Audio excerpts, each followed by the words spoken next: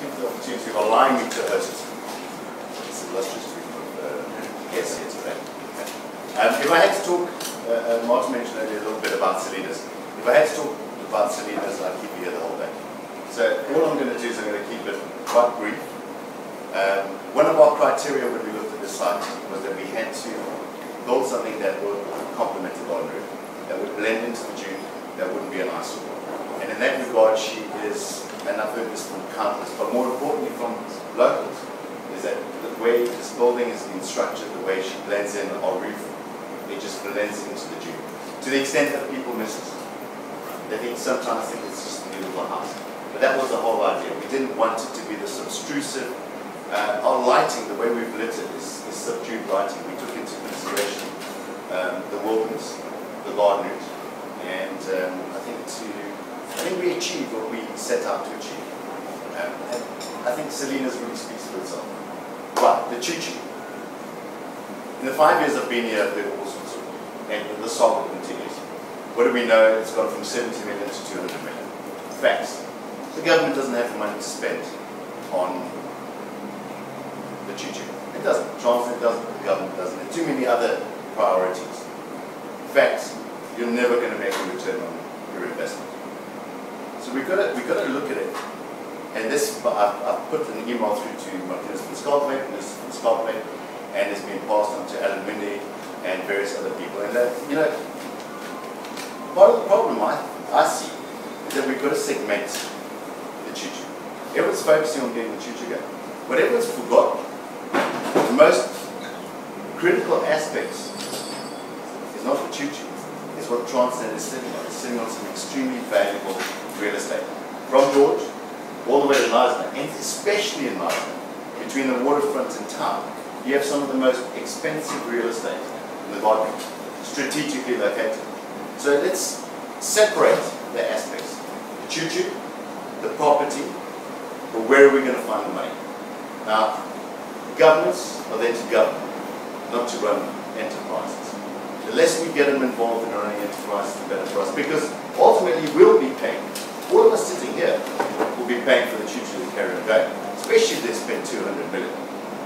Where are we going to get the money? Facts, I must say that some of these might be factually incorrect in some aspects. I believe there's one license left, casino license left for the Western Cape. I've heard rumours that Knysna is wanting to try and get the casino license. They were originally awarded the license, they rejected it. I've heard that Outeniqua is looking at getting the last available casino license. Knysna, personally, is far better than what, and none of these are the views of my partners or Salinas, by the way. Knysna, in my opinion, is perfectly situated. Why?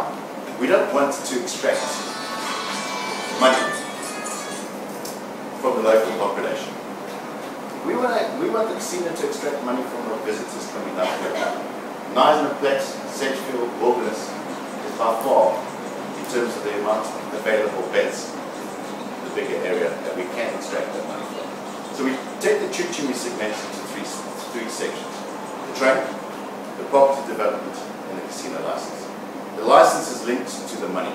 We need that 200 million to get it, or 100 million. Take it into two stages. Stage 1, Wilderness, Knysna. The train itself, internationally we know it as the Choo Tjoe, but it's a fantastic marketing opportunity for the likes of Graham-Beck, Steenberg, Niederberg. And it becomes known and branded. They take it on, they lease it for 3 to 5 years, whatever period. It's like our stadiums. What are our stadiums? They're not called. They're branded. Now we brand the train. We want the train to stop. Sedgefield, let's say initially we kick it off at Wilderness. There is enough space there to build a turnaround for the locomotive. That's what one of the studies stated. Okay? One of the most expensive parts apparently is between Wilderness and George, rehabilitating that section. So we take it from Wilderness and we stop it in Knysna. Start in Knysna, stop it in Wilderness. And we call it the Graham-Beck Express or the Niederberg Express or the Washington. And now it becomes part and parcel of, it's like a wine event. It starts off in the Wilderness. You get a bottle of Graham-Beck Brut Rosé, and B-Juice produce a canapé that complements the wine. You get onto the carriages, and it's not set up as we've seen the carriages. Now it's set up more in a cocktail style layout. And the winemaker has an opportunity between Wilderness and Sedgefield to tell you all about the wine that you're drinking. You stop off in Sedgefield, and you get a glass of Chenin Blanc with another canapé that's prepared by the restaurant in Sedgefield. It tells you all about the Chenin Blanc. You stop off at Hokam, I think it's called, by Buffalo's Bay, I'll turn off there, and you get another Shiraz, and so it goes all the way to Knysna. It now becomes a marketing tool for the wine estates, but they're leasing it. They're paying the cost of operating that train. And internationally become, I mean, tour operators or branded. You've got to get on the, when you're coming down to the Garden Route, you've got to get on the Graham-Beck-Steenberg Express through to Knysna. Stop off in Knysna, turn around and make it all the way back here. So we've got 2 trips a day. It's now a wine experience coupled with this beautiful Garden Route trip. What are we going to do with the kids? We have a separate carriage for kids. They get educated on the environment they have, and they're entertained. Whatever it might be, we separate that aspect. There's a third little aspect. Now this is our community side of it. We've all driven up and down this highway all the time, the same too. How many times have you driven past, you've seen someone holding up a 10 rand note or a 20 rand note? We don't have any public transport between here and Knysna. So this is our community side coming back to it. Carriage, another carriage for 82. You stop off, you want to go to Sedgefield, you don't have transport, 10 rand, hop on the train, jump off at Sedgefield, whatever it might be. Sedgefield to Knysna, to Hokama, wherever it might be, we've now got a public transport twice a day running along the Garden Route from George. That's being paid for by the visitors who are on for the experience. That's the train. The property side, Wilderness, not utilised. We've got a little restaurant there, Biju's, great.